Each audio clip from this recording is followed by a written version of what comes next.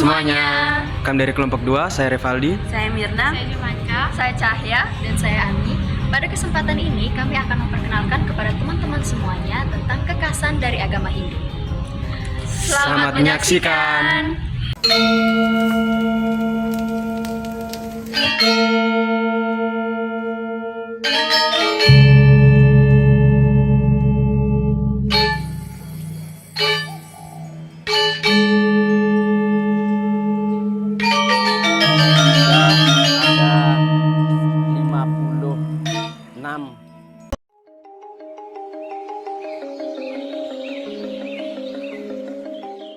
Agama Hindu merupakan agama terbesar keempat di Indonesia setelah agama Islam, Protestan, dan juga Katolik. Dipraktikkan oleh sekitar 1,7% dari total penduduk dan hampir 87% penduduk di Bali. Hindu adalah agama dominan di negara ini sebelum masuknya Islam dan salah satu dari agama resmi diresmikan di Indonesia pada saat ini. Agama Hindu pertama kali masuk ke Indonesia pada abad ke-1 melalui pedagang, pelaut, cendekiawan, dan pendeta India. Indonesia memiliki populasi agama Hindu terbesar keempat di dunia setelah India, Bangladesh, dan Nepal.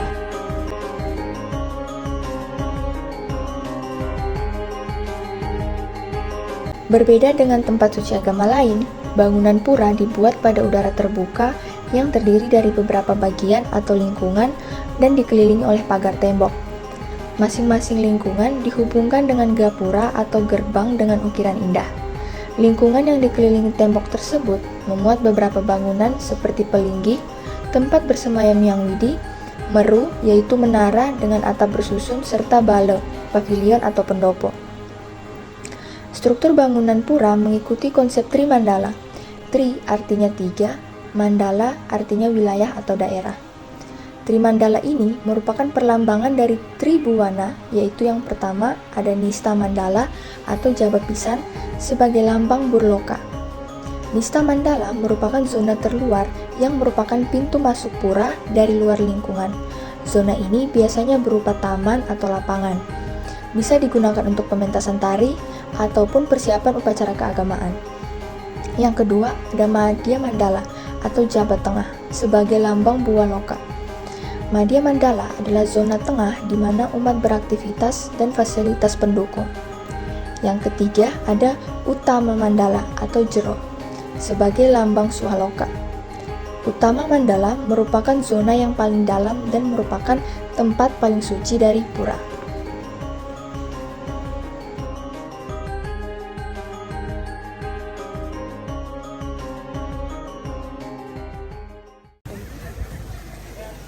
Yang pertama, upacara ngaben.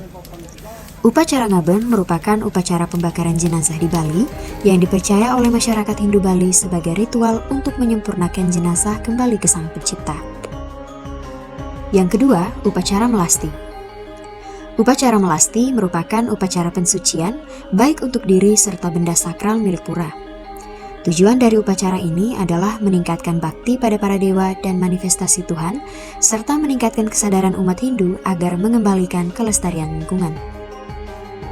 Yang ketiga, Hari Raya Saraswati. Hari Raya Saraswati adalah hari raya untuk merayakan ilmu pengetahuan. Pada hari raya ini, umat Hindu Bali biasanya melakukan upacara khusus untuk memuja atau mengagungkan Dewi Saraswati, yang dipercaya membawa ilmu pengetahuan di bumi hingga membuat semua orang di dunia menjadi pintar dan terpelajar. Yang keempat, Hari Raya Galungan. Galungan berasal dari bahasa Jawa kuno dan berarti menang.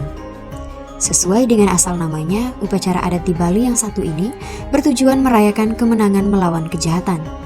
Selain itu, upacara Galungan juga digelar untuk memperingati terciptanya alam semesta beserta isinya. Upacara Mepandes dikenal juga dengan nama Metatah atau Mesuguh. Upacara adat Mepandes dilakukan ketika seorang anak mulai memasuki masa remaja. Dalam upacara Mepandes ini, 6 buah gigi taring bagian atas anak-anak yang beranjak dewasa akan dikikis. Upacara pemotongan gigi ini digelar dengan tujuan untuk menghilangkan nafsu buruk seperti keserakahan, kecemburuan, marah, dan sebagainya. Yang keenam, upacara ngerupuk. Upacara ngerupuk dilakukan tepat sehari sebelum hari Nyepi tiba dan masyarakat wajib melakukan persembahan kepada Buta Kala dengan tujuan mengusir Buta Kala agar tidak mengganggu kehidupan manusia saat sedang melakukan brata penyepian. Setelah ritual adat di Bali ini selesai, biasanya akan ada pawai ogoh-ogoh yang diarak bersama obor mengelilingi kawasan tinggal warga. Yang ketujuh, upacara Tumpak Landep. Tumpak Landep merupakan upacara yang dilakukan oleh masyarakat Bali untuk menyucikan senjata dan peralatan yang dimiliki dengan sesaji dan doa-doa. Yang kedelapan, upacara Piodalan. Upacara ini adalah perayaan untuk menghormati Dewa Pelindung Pura. Setiap pura di Bali memiliki hari perayaan yang disebut Piodalan. Yang kesembilan, Otonan. Upacara ini merupakan upacara adat yang digelar dalam rangka kelahiran seseorang. Biasanya, otonan akan digelar ketika bayi sudah mencapai umur 6 bulan. Lalu akan diselenggarakan kembali setiap 6 bulan berikutnya dengan upacara yang lebih kecil. Yang ke-10, Kuningan.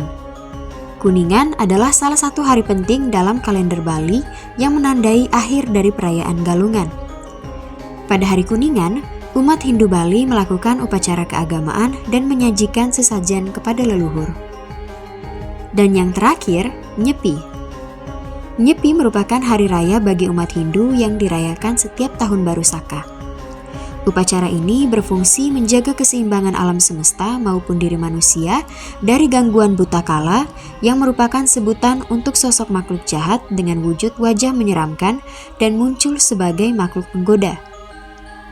Pada Hari Raya Nyepi, umat Hindu melakukan pembersihan jiwa serta menghormati alam semesta dengan tidak melakukan aktivitas, tidak menyalakan lampu, dan tidak bepergian.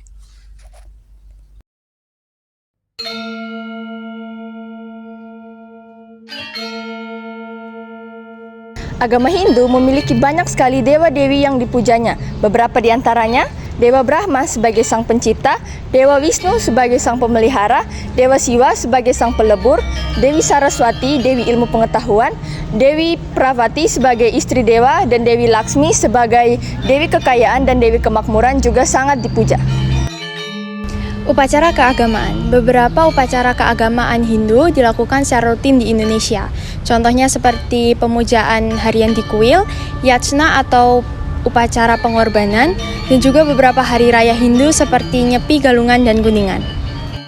Sistem kasta adalah bagian dari kebudayaan Hindu yang telah lama ada. Sistem ini mengelompokkan masyarakat ke dalam 4 kelompok utama, yakni Brahmana atau pendeta dan cendekiawan, Ksatria atau pembela dan penguasa, Waisya atau pedagang dan petani, dan yang terakhir adalah Sudra atau pekerja manual.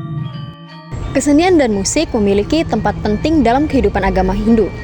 Seni rupa seperti arsitektur kuil Hindu, patung-patung, dan lukisan-lukisan cerita Hindu merupakan bagian integral dari kebudayaan Hindu. Seni tari lukis Indonesia seringkali menceritakan tema-tema mitologis Hindu. Salah satunya atau ada 2 contoh tarian, yaitu tari Barong dan tari Kecak yang berasal dari Bali. 2 tarian itu menceritakan cerita epik yang berasal dari agama Hindu, yaitu cerita Ramayana dan Mahabharata.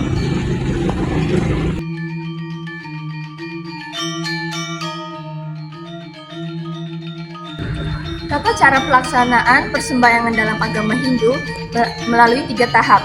Tahap yang pertama yaitu menyucikan dupa, menyucikan kembang, mempersiapkan diri, menyucikan tangan kanan, menyucikan tangan kiri, dan menyucikan mulut.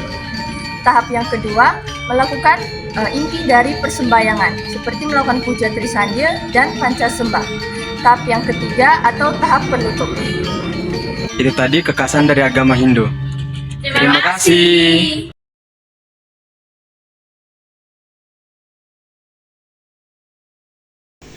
Bagaimana perasaan Bapak sebagai umat beragama Hindu di antara lingkup masyarakat yang mayoritas beragama Katolik? Ya, senanglah. Kita saling bertoleransi, kita saling menghargai antar umat beragama yang ada di Kota Maumere ini. Sepengetahuan Bapak, apakah umat Hindu di wilayah Maumere pernah menjalin kerjasama atau berdialog dengan umat Katolik? Jika ya, apa bukti konkretnya? pernah kita menjalin kerjasama, contohnya kita saling bergotong royong antar umat beragama yang ada di Kabupaten Sika ini. Contohnya kita bergotong royong di rumah ibadah seperti pura, begitupun juga sebaliknya di gereja-gereja yang ada di Kota Maumere. Seperti itu. Menurut Bapak, bagaimana umat beragama Hindu dan Katolik harus bersikap satu sama lain? Ya, kita harus saling menghargai dan kita harus saling bertoleransi kepada antar umat beragama, seperti itu.